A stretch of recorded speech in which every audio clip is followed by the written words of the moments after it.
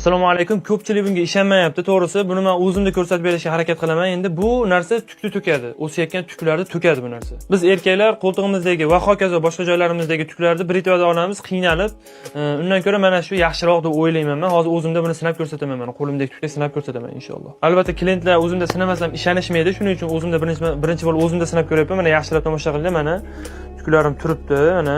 Bu ayollarga ham, erkaklarga ham aralash ketaveradi. Diqqat qilamiz, oldin buni chayqab yuboramiz, undan keyin sepamiz. Bismillahirrohmanirrohim. Mana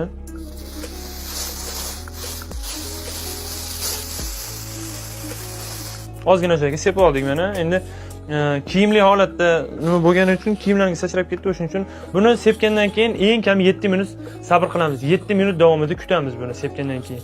Uzog'i bilan 10 minut, 15 minut kutsa yana ham yaxshi bo'ladi. Faqat 7 minut kutishimiz kerak eng kam. 7 minutdan keyingi holatini hozir ko'rsatamiz. Demak, mana oradan 7 minut o'tdi. Endi buni artib ko'ramiz. Qanaqa natija bo'ladi. Ishonmaganlar qaranglar endi. Mana artyapman. Bismillah. Mana. Hozir yana artamiz. Mana. Hozir to'liq artib olaylik-da.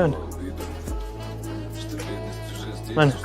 O'zlarini ko'rib turibsizlar, mana top-toza qilib, mana o'zi nimada ko'rinyapti, bunday qilaylik-chi mana. Mana. Ko'rindi? Men o'zimda sinab ko'rsatdim sizlarga, mana ishonmasalaring endi ishoninglar do'stlar. O'zimda sinaganim uchun mana zarari-parari yo'q.